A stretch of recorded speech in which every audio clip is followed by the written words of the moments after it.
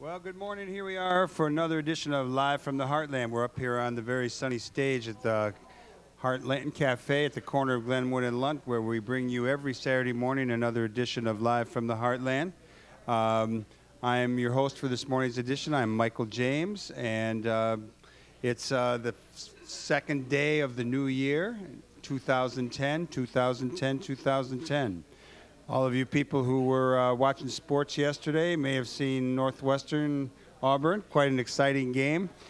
Northwestern had a lot of shots at it and didn't quite pull it off in the end, but that was it was something to watch. For all of you basketball fans, particularly Rambler fans, Loyola University's basketball team, which is on a good roll, will be playing Detroit today at 3 o'clock over there at the Loyola Gym. What's that called? The Gentile Center. Gentile Center. Okay. Well, we're going to start off this morning with a good friend of mine, Jim Knoedel. Jim Knoedel used to be a track coach over at Loyola, and then he moved over to the University of Illinois Chicago. And there he is, the cross-country and track and field coach. Good morning to you, Jim. Good morning, Michael. It's always great to have you show up at the restaurant, and I've been wanting to get you on the show for a while. We had another date earlier, and I think you had a heavy recruiting schedule and a track meet where a young fellow where you were looking after. Did you ever get that guy? Did he commit to you or no?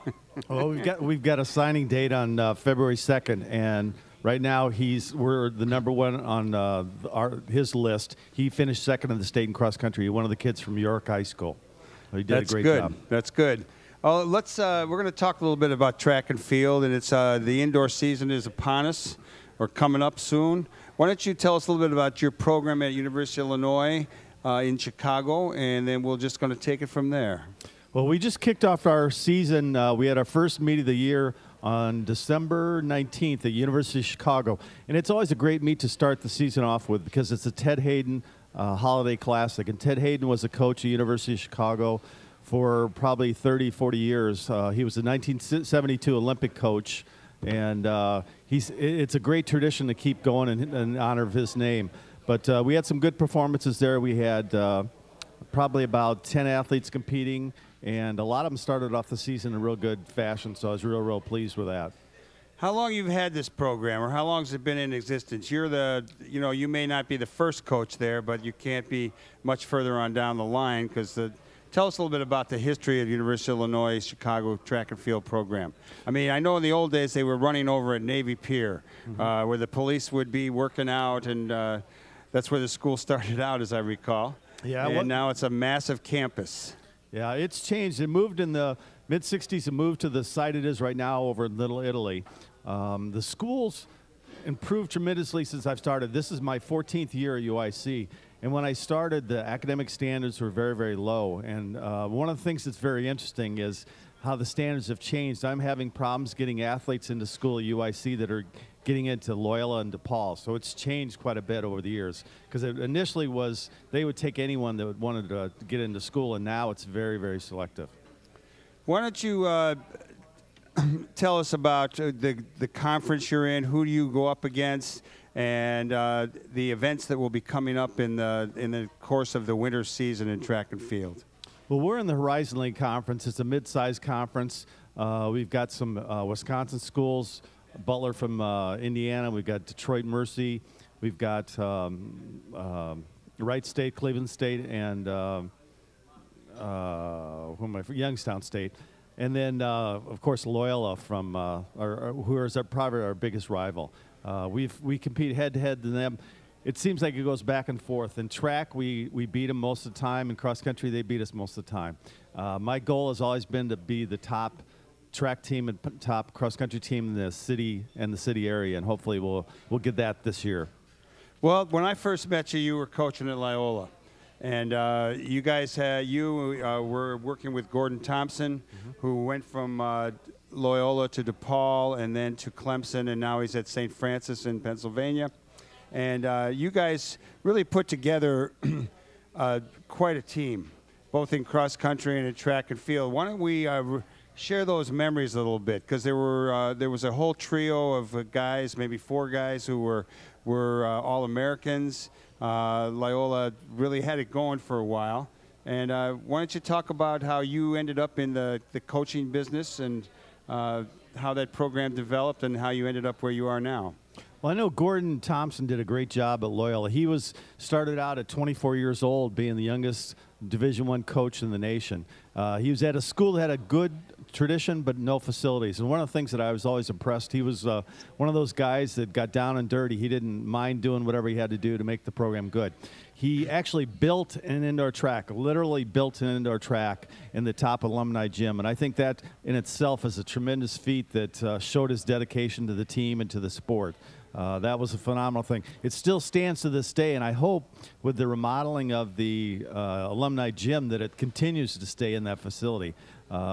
It's a small track, 12.5 laps a mile, but it reminds me a little bit of roller derby. When you watch some of the old-time roller derby and roller skates, it's the same type of feeling when you're up there. Because we'd have workouts where there's literally runners the entire length of the track, and that's about 120 meters. There were runners the entire distance all the way around. So it was like a zoo up there, but it was an exciting zoo and fun to watch. It was a wonderful track. I mean, it's still, I haven't been over there in a while, but as I grew older, I put in some miles up there, and you were kind of running, you were tilted, you know, to the left or the right, depending on which way you were going to run. But it was great because you would be watching the volleyball practice, women's volleyball, the basketball team would be there. And I don't know, what is the latest on that? I thought they were going to tear down Alumni Gym. Are they going to just remodel it? Yeah, they're going to remodel it. They're going to turn it into a student center. But they're going to maintain the court as a volleyball arena, and I think they are going to save the indoor track. But right now it's up in the air. The Jesuits changed their mind a lot, and so I'm not sure what's going to happen exactly. But hopefully they don't, because that's a storied track. It was named after Tom O'Hara, world record holder in the mile indoors in 1963. Named after him. There was a lot of love and care that went into that, and a lot of great workouts and a lot of great times on that track.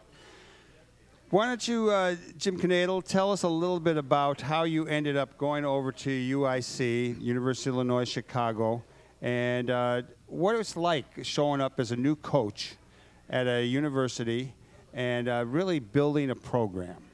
Well, it's been a long trek. You know, I think I enjoy reading biographies, and one of the things I enjoy the most about people that I read is not where they are now, but where they were. And I think that's one of the things when I think about myself. I always tell my athletes that I used to coach 7th grade football. I used to coach 8th grade girls basketball, and that was with 6 players with 3-on-3. I started in Iowa City, ended up going, my first collegiate job was at Simpson College in Iowa. Then I was at Iowa State for graduate school. I was at Drake University for 3 years, home of the Drake Relays. And I came to Chicago in '84 to work at Northwestern. We had a great program there. The year I left, we had finished, the men were 3rd in the Big Ten and the women were 4th in the Big Ten in cross country. A great program, but they dropped it in '87, and that's how I ended up at Loyola. But it's been a path from all around the Midwest, and I've had an opportunity to get the job at UIC after I'd been at Loyola, I think, for about 8 years, and it was a great opportunity because their program, Michael, you would have been a star on the team. That's how bad UIC was. And I think that they had finished last or second to last for 10 years in a row. And I knew that anyone with any gumption could make something out of that program. And now we're consistently finishing in the top 3 or 4 in the conference. We've been second quite a few times. My goal is to win the conference. And I think one of the teams we have to go through to do that is Loyola. But it's going to be done, I guarantee it. So you came over to Loyola. Were you at Northwestern with Gordon Thompson when he was coaching up there too, or did he come over first? How did that work out? You know, it's actually an interesting story because when I was at Drake, Bob Slowick was the defensive coordinator on the Drake football team. His wife, Carol Slowick, was Gordon Thompson's sister. So I'd actually met Carol before I'd met Gordon. When I left Drake, the job that I was taking was one that Gordon had at Northwestern. So I was following him that way, and then after I left Northwestern, I followed him to Loyola. So it's an interesting story how we've kind of trailed each other around, and he's been a good person to work with.